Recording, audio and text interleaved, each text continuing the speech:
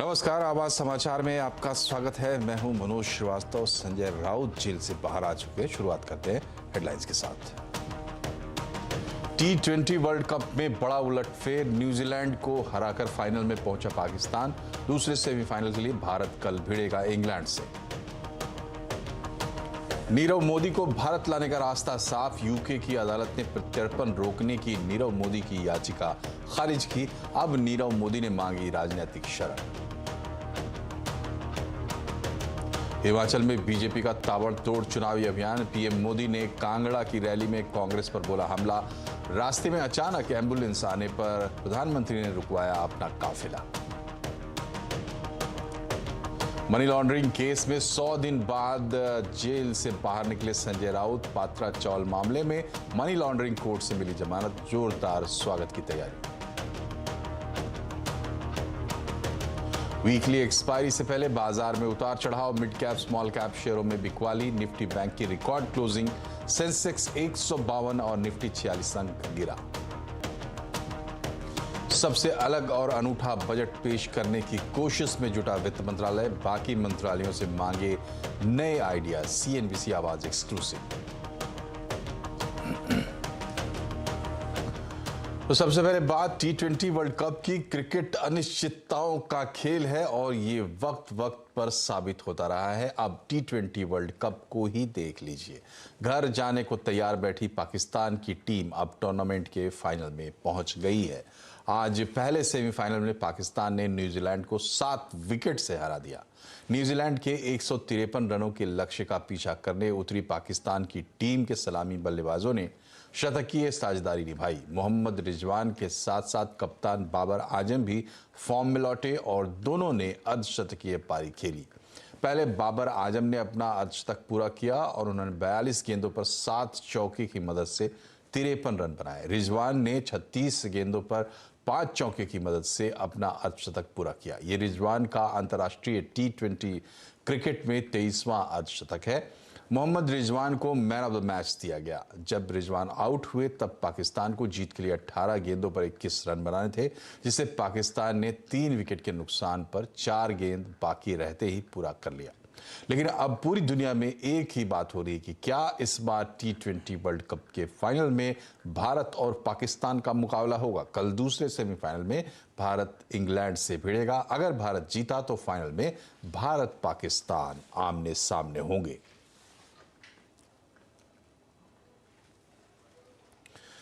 और अब चलते हैं चुनावी दंगल में।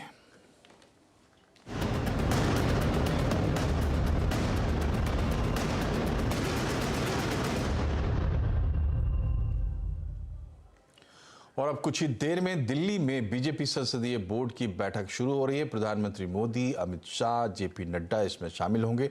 माना जा रहा है कि कल बीजेपी गुजरात के लिए उम्मीदवारों की पहली लिस्ट सूची जारी करेगी और इसी के लिए बैठक है। अहमदाबाद से केतन जोशी और बीजेपी दफ्तर से यतेंद्र शर्मा हमारे साथ जुड़ गए। सबसे पहले यतेंद्र से जानते हैं कि दिल्ली में क्या कुछ हो रहा है। यतेंद्र, क्या खबर मिल रही है आपको?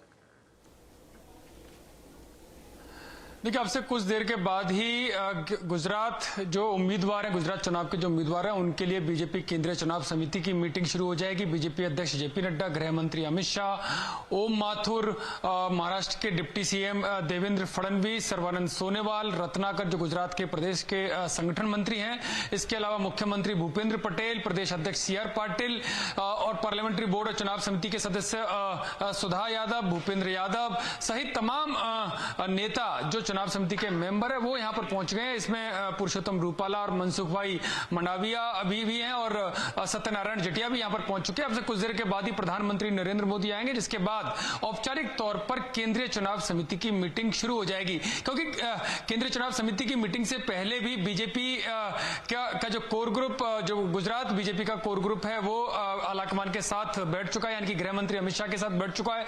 पहले 3 दिन लगातार गांधीनगर में ये बैठक बैठक हुई थी, उसके बाद 2 दिन तक लगातार दिल्ली में ये बैठक चलती रही। कल देर रात तक बैठकों का सिलसिला जारी रहा और अब आज अंतिम बैठक यानी कि केंद्रीय चुनाव समिति की बैठक अब से कुछ देर के बाद शुरू होगी, जब प्रधानमंत्री नरेंद्र मोदी पहुंच जाएंगे और उसमें आखिरी तौर पर मंथन होगा, यानी कि एक तरह से मोहर लगा दी जाएगी गुजरात विधानसभा चुनावों के बीजेपी के उम्मीदवारों के नाम पर। तो अब से कुछ देर के बाद ये मीटिंग शुरू होगी और 182 जो विधानसभा है यानी कि 182 उम्मीदवारों के नाम पर आखिरी तौर पर मंथन किया जाएगा और प्रधानमंत्री मोदी और बीजेपी अध्यक्ष जेपी नड्डा के नेतृत्व में जब ये मीटिंग होगी तो माना जा रहा है कि आज देर रात तक जो लिस्ट है वो फाइनल कर दी जाएगी और कल सुबह इसको जारी औपचारिक तौर पर इसको जारी कर दिया जाएगा। जी तो आज मामला जो है फाइनल हो जाएगा उम्मीदवारों के नाम का। तो केतन, ये बताइए आपके सूत्र क्या कह रहे हैं, क्या कुछ निकलने वाला है इस लिस्ट में? लोगों की दिलचस्पी है तो कुछ पॉइंट्स अगर आपके पास है तो बताएं। बिल्कुल, देखिए, जब गुजरात में पार्लियामेंट्री बोर्ड की बैठक मिल रही थी अमित शाह की अगुवाई में, तब अमित शाह ने स्पष्ट रूप से कह दिया था कि जो जीतेगा ऐसे ही उम्मीदवार को हम टिकट देने वाले हैं। तो जो सूत्र हमें बता रहे हैं उसके मुताबिक जो मौजूदा विधायक हैं उनमें से 25% विधायकों की टिकट कट सकती है और जो कुछ नए चेहरे हैं उनको उतारकर बीजेपी है वो अपना 125 या 150 सीट का जो टारगेट रखा है उसको फुलफिल करने के लिए जा रहे हैं। और जैसा कि हमारे सहयोगी ने बताया कि आज रात को स्क्रूटिनी कर लेंगे। जो पहले चरण के 89 सीट का मतदान होगा उसमें से ज्यादातर उम्मीदवार की घोषणा है वो कल सुबह कर दी जाएगी, क्योंकि अब समय भी कम है। लेकिन एक बात स्पष्ट है, हम उदाहरण के साथ कह सकते हैं कि कल बीजेपी से मोहन भाई राठवा आए थे जो कि आदिवासी का बहुत बड़ा चेहरा है, और एक भगा भाई बारड़ आए हैं आज जो कि कांग्रेस का हाथ छोड़कर बीजेपी में आए हैं। तो ऐसे लोगों को भी टिकट दी जाएगी, भले ही वो कांग्रेस से आए हो। लेकिन एक ही बीजेपी का मंत्र है कि इस बार है वो 3 डिजिट में तो जाना ही जाना है। 182 सीट है, लेकिन मैक्सिमम, हालांकि रिकॉर्ड है 149 का। 1985 में माधव सिंह सोलंकी कांग्रेस के मुख्यमंत्री हुआ करते थे, वो रिकॉर्ड अब तक नहीं टूटा है। वो रिकॉर्ड तोड़ने की कवायद तेज है। तो हम कह सकते हैं कि कांटे की टक्कर है। और दूसरी ओर कांग्रेस ने पहली सूची जारी कर दी है, देर रात तक दूसरी सूची आ जाएगी। और तीसरा पक्ष जो कि आम आदमी पार्टी है, उन्होंने 182 में से 155 उम्मीदवार घोषित कर दिए हैं। यानी कि इस रेस में, उम्मीदवार घोषित करने की रेस में बीजेपी पीछे है। लेकिन कल सुबह तक जो पहले चरण के उम्मीदवार है 89, उनकी लिस्ट है वो जारी कर देगी। जी, बहुत बहुत शुक्रिया आपका केतन, और यतीन्द्र आपका भी बहुत बहुत शुक्रिया। नज़र बनाए रखिए, अभी तो चुनाव शुरू हुए हैं और गुजरात के चुनाव इस बार खासे दिलचस्प होंगे। बहरहाल साथ हिमाचल के भी चुनाव है और वोटिंग हिमाचल की अब आ चली है। तो अंतिम दौर का प्रचार चल रहा है। 12 नवंबर को मतदान से पहले पारा हाई है, ताबड़तोड़ रैलियां हो रही हैं। आज खुद प्रधानमंत्री नरेंद्र मोदी पहले कांगड़ा के शाहपुर में चंबी मैदान में उन्होंने रैली की, इसके बाद हमीरपुर जिले के सुजानपुर में भी सभा को संबोधित किया। पीएम ने अपनी रैली में कांग्रेस पर जमकर हमला बोला। उन्होंने कहा कि कांग्रेस यानी अस्थिरता, घोटाले और विकास कार्यों में रोड़े अटकाने की गारंटी। कांग्रेस का आधार आज भी परिवारवाद ही है। मेरा तो अनुभव कहता है, कांग्रेस यानी अस्थिरता की गारंटी, कांग्रेस यानी भ्रष्टाचार, घोटाले की गारंटी, कांग्रेस यानी विकास कार्यों में रोड़े अटकाने की गारंटी। कांग्रेस का आधार आज भी परिवारवाद ही है। ऐसी कांग्रेस पार्टी हिमाचल के लोगों की अपेक्षाओं को, आकांक्षाओं को कभी पूरा नहीं कर सकती। प्रधानमंत्री मोदी यहीं नहीं रुके, उन्होंने हिमाचल चुनाव में विकास के मुद्दे पर जोर दिया। पीएम ने सुजानपुर की रैली में कहा कि बीजेपी सरकार में डबल इंजन से डबल विकास होगा। उन्होंने कहा कि हिमाचल को अगले 5 साल में विकास के मामले में सबसे आगे खड़ा किया जाएगा। पीएम मोदी ने हिमाचल के लोगों से कहा कि सरकार बनाओ, हम विकास की योजना तैयार करके बैठे हैं। हिमाचल में इस बार भाजपा की सरकार की वापसी भी तय है और डबल इंजन की सरकार का तेज गति से दौड़ना भी तय है। जिस तरह से राष्ट्र रक्षा में हिमाचल प्रदेश अग्रिम पंक्ति में खड़ा रहता है, उसी तरह से विकास के मामले में भी उसे अग्रिम पंक्ति में खड़ा होना है। यानी शिक्षा हो, या स्वास्थ्य, डबल इंजन से डबल विकास हो रहा है। इधर कांग्रेस के अध्यक्ष मल्लिकार्जुन खड़गे ने मोदी पर तंज कसा है, आप भी सुनिए। प्रधानमंत्री जी और उनके शिष्य लोग यही कहते थे, कांग्रेस ने 70 साल में क्या किया, देश को बर्बाद किया, यही स्लोगन उनका था। अब हिमाचल में इतने स्कूल्स कॉलेजेस हो गए हैं, बड़े बड़े रोड हो गए हैं, अनेक जगह लाइट बिजली आ गई है। क्या है सिर्फ 7 साल में मोदी के जमाने में आई है, ये 8 साल के जमाने में आई है? हिमाचल प्रदेश में किसका पलड़ा भारी है और अब की बार किसकी बनेगी सरकार? आज चुनाव अड्डा में इसी पर होगी बड़ी चर्चा, शाम 7:57 पर।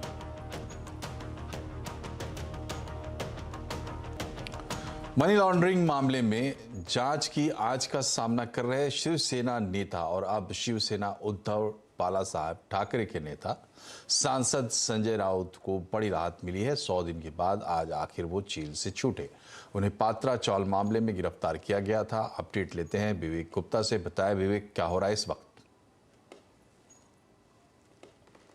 जी बिल्कुल, शिवसेना सांसद संजय राउत के लिए काफी राहत भरा दिन रहा। हालांकि उन्हें 3 बजे के आसपास ही मुंबई के स्पेशल पीएमएलए कोर्ट ने जमानत दे दी थी, लेकिन ईडी ने उस जमानत पे स्टे मांगने के लिए पीएमएलए कोर्ट में एक याचिका दी थी, एप्लीकेशन मूव किया था कि इनकी जो जमानत है उस पर स्टे लगा दिया जाए।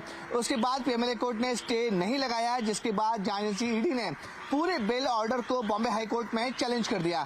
चैलेंज करने के बाद दोनों पक्ष की जिरह चली बॉम्बे हाई कोर्ट में और सुनवाई की गई कि आज जो ये ईडी की तरफ से मांग की गई कि जो जमानत है, जो बेल ऑर्डर है, उस पर स्टे लगाना चाहिए, लेकिन बॉम्बे हाई कोर्ट ने साफ तौर पे कहा कि स्टे लगाने का जैसा मैटर नहीं है ये। और अगर सुनवाई की बात है तो आज या कल या फिर दूसरे दिनों में इसकी सुनवाई हो सकती है, लेकिन बेल ऑर्डर पर स्टे नहीं लगेगा। जिसके बाद जो बेल ऑर्डर है वो मुंबई के आर्थर रोड जेल पहुंचता है और अभी कुछ देर पहले ही संजय राउत जेल से बाहर निकले हैं। और इस जब जेल से बाहर निकले थे, जो संजय राउत के जो सपोर्टर्स हैं, जो उद्धव ठाकरे गुट के जो समर्थक हैं, बड़ी तादाद में आर्थर रोड जेल के बाहर मौजूद थे। काफी ज्यादा नारेबाजी हो रही थी, काफी ज्यादा जोश और उल्लास के साथ वहां पर लोग उनका स्वागत कर रहे थे। संजय राउत के साथ साथ उनके भाई सुनील राउत मौजूद थे और सुनील राउत ने अपने भाई संजय राउत को गाड़ी बिठाया। गाड़ी बिठाने के बाद सीधे वहां से निकल जाते हैं। और जो जानकारी मिल रही है हमें कि Sanjay Raut Arthur Road jail से निकलने के बाद सबसे पहले सीधे मशहूर मंदिर सिद्धिविनायक मंदिर जाएंगे, वहां पर गणपति बप्पा के दर्शन करेंगे। सिद्धिविनायक मंदिर के बाद वो सीधे बाला साहब ठाकरे की जो तीर्थ स्थल है, जो स्मृति स्थल है शिवाजी पार्क में, वहां पर जाएंगे। वहां पर बाला साहब ठाकरे का आशीर्वाद लेंगे। वहां से मिलने के बाद सीधे वो अपने घर, जो मुंबई के भांडुप इलाके में उनका घर है, वहां पर जाएंगे। घर के बाहर भी स्वागत की बड़ी तैयारियां की जा रही है, बाकायदा रंगोली बनाई जा रही है और जो उनके घर के परिवार है वो काफी ज्यादा खुश है कि 102 दिन बाद संजय राउत अब फाइनली उन्हें बेल मिल चुकी है। अब वो जेल से बाहर आ रहे हैं। और इस पूरे मामले में अगर हम कोर्ट की बात करें तो पीएमएलए कोर्ट ने साफ तौर पर कहा था कि ये जो पूरा मामला है उसमें जांच हो चुकी है, चार्जशीट फाइल हो चुकी है, तो अब इसमें बेल आसानी से दे दी जा सकती है। बहुत बहुत शुक्रिया विवेक। और बढ़ते आगे बात करते हैं बाजार की। वीकली एक्सपायरी से पहले बाजार में काफी उतार चढ़ाव रहा। आज सेंसेक्स 152 पॉइंट गिरकर 61,034 पर और निफ्टी 46 पॉइंट गिरकर 18,157 पर बंद हुआ। वहीं इंट्राडे में निफ्टी बैंक ने रिकॉर्ड स्तर को छुआ। निफ्टी बैंक आज 97 पॉइंट चढ़कर 41,783 पर बंद हुआ। मिड कैप स्मॉल कैप शेयरों में बिकवाली रही और डिटेल समझते हैं सुमित से। सुमित, बताए आज इंडिविजुअल शेयर्स में टॉप लूजर्स और गेनर्स का आंकड़ा। देखिए, अगर निफ्टी के टॉप गेनर्स की बात की जाए तो उसमें अदानी पोर्ट आज लीड कर रहा था। पूरा अदानी समूह इनफैक्ट तेजी में था, लेकिन अदानी पोर्ट उसमें आज लीड करता हुआ। कोल इंडिया करीब 2.5% ऊपर, आईटीसी अपने नए रिकॉर्ड स्तरों के करीब पहुंचता हुआ और उसके अलावा हीरो मोटोकॉर्प करीब 1.25% की तेजी यहां पर देखने को मिली। बिकवाली थी आज हिंडाल्को में 4.5% टूटा, पावर ग्रिड 4% टूटा, डीवी स्लैब लगातार दूसरा दिन नंबर्स के बाद जबकि प्रेशर आता हुआ दिखाई पड़ा और ग्रासिम करीब 1.5% की बिकवाली यहां बनते हुए दिखाई पड़ी। मिड कैप में PSU banking, union bank, bank of India, IDBI bank तीनों में जोरदार तेजी और एयू स्मॉल फाइनेंस बैंक जो कि 4.5% की तेजी के साथ बंद हुआ। मिड कैप के गिरने वाले शेयरों में नंबर्स का इंपैक्ट, एमआरएफ 9% नीचे, डॉक्टर लैल 9% नीचे, गोदरेज प्रॉपर्टी 7% नीचे और मेट्रोपोलिस 6.5%। चारों के नंबर और चारों के नंबर्स के बाद रिएक्शन आता हुआ दिखाई पड़ा। इसके अलावा एफ&ओ में टॉप गेनर्स था पीआई इंडस्ट्रीज, नंबर के बाद 10% चला, पीएनबी लगातार तेजी में, बीओबी लगातार तेजी में और बॉश नंबर्स के बाद करीब 4.5% चढ़ता हुआ दिखाई पड़ा। एफ&ओ गिरने वाले शेयरों में एमआरएफ, डॉक्टर लाल, जुबिलेंट फूड और गोदरेज प्रॉपर्टी, चारों के नंबर्स और चारों के नंबर्स का एक स्टीप रिएक्शन आता हुआ दिखाई पड़ा। पीएसयू बैंकिंग बास्केट लगातार आउट परफॉर्म कर रही है, तो union bank, bank of India, PNB, central bank सब में एक अच्छी तेजी और 6 से लेकर 12-10% तक का मूव यहां पर आता हुआ दिखाई पड़ा। तो ओवरऑल एक बेहतरीन सेशन रहा पीएसयू बैंकिंग बास्केट के लिए और नए रिकॉर्ड स्तरों को बनाकर आज बैंक निफ्टी बंद होता हुआ दिखाई पड़ा। शुक्रिया सुमित। और इस बार बजट का अलग और अनूठा अंदाज होगा, इसके लिए पूरी तैयारी सरकार कर रही है। सीएनबीसी आवाज को एक्सक्लूसिव जानकारी मिली कि वित्त मंत्रालय ने सभी मंत्रालयों से नए नए आइडियाज देने को कहा है। डिटेल समझते हैं, लक्ष्मण रॉय के पास चलते हैं। बताइए लक्ष्मण जी, क्या तैयारी है सरकार की? एक्सक्लूसिव खबर क्या कहती है आपकी? दरअसल ये जो बजट है वो मोदी सरकार के मौजूदा कार्यकाल का अंतिम फुल बजट है। इसलिए सरकार की कोशिश ये है कि इस बजट में वैसे ऐलान किए जाएं जो चुनाव आते आते तक उसको आप जमीन पर आसानी से दिखा सके। और चूंकि पहले कई सारे स्कीम, कई सारे ऐलान हो चुके हैं, तो सरकार की कोशिश ये है कुछ ऐसे अनूठे ऐलान किए जाए, नई स्कीम के ऐलान किए जाए, ताकि बजट में एक नयापन हो। और सूत्र ये बता रहे हैं जब अलग अलग मंत्रालयों के साथ वित्त मंत्रालय की बैठक हुई तो उन मंत्रालयों से भी कहा गया कि आप कुछ नए आइडियाज लेकर के आइए, नई स्कीम लेकर के आइए जिसको बजट में शामिल किया जाए। आर्थिक मामलों से जुड़े हुए जो अलग अलग मंत्रालय हो, चाहे नीति आयोग हो, उद्योग मंत्रालय हो, वाणिज्य मंत्रालय हो, भारी उद्योग मंत्रालय हो, स्टील मंत्रालय हो, इन सभी से ये सुझाव मांगे गए हैं और सभी मंत्रालय अपनी तरफ से सुझाव देने की कोशिश में लगे हुए। हालांकि किस सुझाव को कितना बजट में जगह मिलेगा वित्त मंत्रालय तय करेगा, लेकिन 2-3 बातें लगभग साफ दिख रही है। एक तो ये कि रोजगार बढ़ाने पर फोकस होगा, मैन्युफैक्चरिंग सेक्टर पर ज्यादा जोर दिया जाएगा। हालांकि पीएलआई स्कीम जैसे स्कीम सरकार लागू कर चुकी है, लेकिन सरकार चाहती है कि मैन्युफैक्चरिंग को और ज्यादा नए स्तर पर लाया जाए। विदेशी निवेश कैसे बढ़ाया जाए, इस पर भी सरकार का जोर रहने वाला है। एक्सपोर्ट एक बड़ा फोकस रह सकता है। तो ये 3-4 मुद्दे हैं जिसके आसपास सरकार की कोशिश होगी कि बजट में कुछ ठोस ऐलान किया जाए, उस पर अमल भी किया जाए। जी, तो लोग भी अब दिलचस्पी से इंतजार करेंगे अगले यूनियन बजट का। लेकिन लक्ष्मण जी, एक और खबर जो आपने आज भेजी है कि टीवी चैनल्स की लाइसेंस शर्तों में कुछ बड़े बदलाव सरकार कर रही है और इसमें चैनल के लाइसेंस के ट्रांसफर को लेकर भी खास कुछ कड़ियां हैं। तो क्या बदलाव किए जा रहे हैं और नई गाइडलाइंस क्या है? देखिए, ये जो चैनल के लिए गाइडलाइन जारी की गई है, ये न्यूज़ चैनल और जो न्यूज़ चैनल के अलावा दूसरे चैनल हैं, एंटरटेनमेंट चैनल हो या फिर दूसरे चैनल हो, उन पर भी लागू होंगी। और ये जो गाइडलाइन है, इसकी खास बात यह है कि सरकार का दावा है कि इसमें चैनल चलाने की शर्तों को आसान किया गया। हालांकि कुछ शर्तें जोड़ी भी गई हैं। मिसाल के तौर पर एक महत्वपूर्ण और दिलचस्प बात यह है कि सभी चैनल के लिए अब जरूरी होगा कि पूरे 24 घंटे में कम से कम आधे घंटे राष्ट्रहित या फिर जनहित की बातें दिखाएं। अब राष्ट्रहित और जनहित की बातें क्या होंगी, इसके लिए 8 अलग अलग विषय को चिन्हित किया गया है। जैसे शिक्षा के क्षेत्र पे हो या कृषि क्षेत्र पे हो, ऐसे 8 विषय पर आपको आधे घंटे कम से कम कार्यक्रम दिखाने होंगे। ये न्यूज चैनल पे लागू होगा। साथ ही साथ जो दूसरे चैनल है, जैसे एंटरटेनमेंट चैनल है, म्यूजिक चैनल है, उस पर भी ये शर्त लागू होगी। दूसरी महत्वपूर्ण बात जो की गई है इस पूरे गाइडलाइन में, वो ये है कि अपलिंकिंग और डाउनलिंकिंग की शर्तों को आसान किया गया है। अब चैनल का ट्रांसफर, टेक ओवर काफी ज्यादा आसान होगा। चैनल का ट्रांसफर हो या फिर टेक ओवर हो, अब कंपनी एक्ट के तहत होगा। जिस तरह से एक कंपनी का टेक ओवर ट्रांसफर किया जाता है, वैसे ही अब चैनल का भी ट्रांसफर टेक ओवर होगा। पहले ऐसे नहीं होता था। चैनल के नेटवर्क की सीमा बढ़ा दी गई है। अब जो चैनल खोलेंगे या फिर चैनल के लाइसेंस होंगे, उनका नेटवर्क अब ज्यादा होगा। और साथ ही साथ जो मौजूदा लाइसेंस धारक है, वो जब रिन्यूअल के लिए आएंगे तो उनके लिए भी नेटवर्क की सीमा नई सीमा से लागू होगी। एक और महत्वपूर्ण बात, जो न्यूज एजेंसी है उसको हर 1 साल में रिन्यू करना पड़ता था अपना लाइसेंस। अब 1 साल में नहीं, 5 साल के बाद ही रिन्यू करना होगा। तो यहाँ पे शर्तें आसान करते हुए सरकार दिखी है। अब चैनल खोलने के लिए सिर्फ कंपनी नहीं बल्कि एलएलपी भी चैनल खोलने के लिए अपना आवेदन दे सकते हैं, लाइसेंस दे सकते हैं। यानी एलएलपी को भी अब लाइसेंस चैनल का मिलता हुआ दिखेगा। एक और चीज कि चैनल अवैध तरीके से डाउनलिंक अपलिंक ना हो, इसके लिए सरकार ने यह तय किया है कि सी बैंड के अलावा जितने भी बैंड हैं वहां पे चैनल की अपलिंकिंग डाउनलिंकिंग जो होगी वो इंक्रिप्टेड होगी, यानी उसके कंटेंट की पहचान, उसकी निगरानी अब ज्यादा बेहतर तरीके से कर सकेंगे। और साथ ही साथ ये भी सरकार ने तय किया है कि चैनल अपलिंकिंग डाउनलिंकिंग के लिए अब ज्यादा इंस्ट्रूमेंट के इस्तेमाल करने की मंजूरी भी इस नई गाइडलाइन में दी है। बहुत बहुत शुक्रिया लक्ष्मण जी। और नीरव मोदी के प्रत्यर्पण मामले में आज भारत को एक बड़ी जीत मिली है। यूके हाईकोर्ट में भारत ने प्रत्यर्पण का केस जीत लिया है। और डिटेल लेते हैं संजय सूरी से। संजय जी, ये बताइए कि वापसी का रास्ता कितना साफ हुआ और अगर कोई अड़चने अब भी बाकी हैं तो क्या है? तो नीरव मोदी का एक्स्ट्रेडिशन केस भारत सरकार ने यहाँ हाई कोर्ट में जीत लिया है। नीरव मोदी ने एक अपील दर्ज की थी कि उन्हें भारत ना भेजा जाए और अपील की सुनवाई यहाँ हाई कोर्ट में हुई और आज हाई कोर्ट ने ऑर्डर पास कर दिया है कि नीरव मोदी की जो बहस थी उसकी तरफ से डिफेंस जो था उसमें कोई बुनियाद नहीं है और नीरव मोदी को वापस भारत भेजना चाहिए, एक्स्ट्राडाइट करना चाहिए।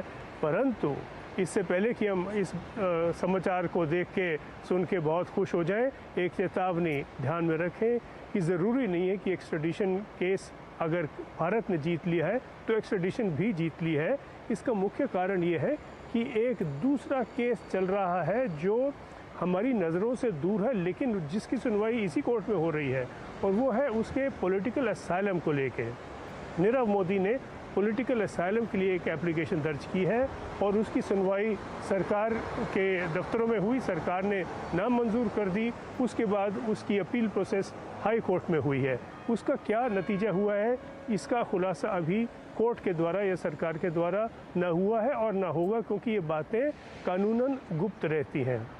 लेकिन संभव है कि अगर उसकी असाइलम की जो अपील है वो डिसमिस हो चुकी है यहाँ कोर्ट में तो उसकी एक्स्ट्रेडिशन भी हो जाएगी और अगर ऐसा है तो कुछ हफ्तों में ही संभावना है कि नीरव मोदी वापस भारत आ जाएगा या उसे वापस भारत लाया जाएगा। जहाँ तक एक्स्ट्रेडिशन का सवाल है वो यूरोपियन कोर्ट पे अपील कर सकते हैं और वहाँ पर सुनवाई होगी, लेकिन उसमें ज़्यादा समय नहीं लगेगा। यूरोपियन कोर्ट नहीं लगता कि उसकी अपील को स्वीकार करेगी और अगर ऐसा हुआ तो वापस ये सरकार के पास, होम ऑफिस के पास आएगा और होम ऑफिस आज्ञा देगी कि नीरव मोदी को भारत भेजा जाए। तो अगर असाइलम केस में रुकावट नहीं आती तो निश्चित है कि कुछ ही हफ्तों में नीरव मोदी को वापस भारत लाया जाएगा। बहुत बहुत शुक्रिया संजय जी। बढ़ते हैं आगे। सुप्रीम कोर्ट के नए चीफ जस्टिस DY चंद्रचूड़ बन गए हैं। आज उन्होंने 50वें मुख्य न्यायाधीश के तौर पर शपथ ली। जस्टिस DY चंद्रचूड़ ने राष्ट्रपति द्रौपदी मुर्मू ने से के हाथों शपथ ली। Justice DY Chandrachud justice UU Lalit के बाद सुप्रीम कोर्ट के मुख्य न्यायाधीश के रूप में आज से उन्होंने कार्यभार संभाल लिया। जस्टिस DY चंद्रचूड़ अगले 2 साल तक मुख्य न्यायाधीश के रूप में बने रहेंगे। आपको बता दें कि justice DY Chandrachud justice YV Chandrachud के बेटे हैं, जो कि सुप्रीम कोर्ट के 16वें चीफ जस्टिस रह चुके हैं। बीती रात राजधानी दिल्ली समेत देश के 5 राज्यों में भूकंप के तेज झटके महसूस किए गए। भूकंप का केंद्र नेपाल था, जहां भूकंप की तीव्रता 6.3 मापी गई। सूत्रों की माने तो नेपाल में मकान ढहने से 6 लोगों की मौत हुई है और 5 लोग घायल हैं। बाकी उत्तर भारत में जानमाल की क्षति की फिलहाल कोई खबर नहीं है। बेंगलुरु का केंपेगौड़ा अंतर्राष्ट्रीय एयरपोर्ट नए अवतार के साथ तैयार है। प्रधानमंत्री नरेंद्र मोदी 11 नवंबर को एयरपोर्ट के टर्मिनल 2 का उद्घाटन करेंगे। टर्मिनल 2 को बनाने में करीब 5,000 करोड़ की लागत आई है। नए टर्मिनल को गार्डन सिटी के ट्रिब्यूट के तौर पर विकसित किया गया है, जहां पैसेंजर्स को walk in the garden experience देने की कोशिश की गई है। T2 के उद्घाटन के बाद बेंगलुरु एयरपोर्ट की यात्री क्षमता 2 गुना से ज्यादा होगी। चेक इन काउंटर्स और इमिग्रेशन काउंटर्स की संख्या भी डबल हो जाएगी। अभी बेंगलुरु एयरपोर्ट सालाना 2.5 करोड़ पैसेंजर्स हैंडल करता है, लेकिन T2 के शुरू होने के बाद ये क्षमता 5 से 6 करोड़ पैसेंजर्स की हो जाएगी। CNBC आवाज के रेगुलर पैनलिस्ट और जाने माने टैक्स एक्सपर्ट मुकेश पटेल को champion of tax payer education का अवार्ड मिला है। यह award tax India online knowledge foundation ने ऑल इंडिया टैक्स कांग्रेस के दौरान दी है। उन्हें 45 साल से प्रिंट और इलेक्ट्रॉनिक मीडिया के जरिए टैक्स पेयर एजुकेशन में सराहनीय काम के लिए अवार्ड दिया गया है। मुकेश पटेल 1977 से आज तक 46 बजट की एनालिसिस कर चुके हैं।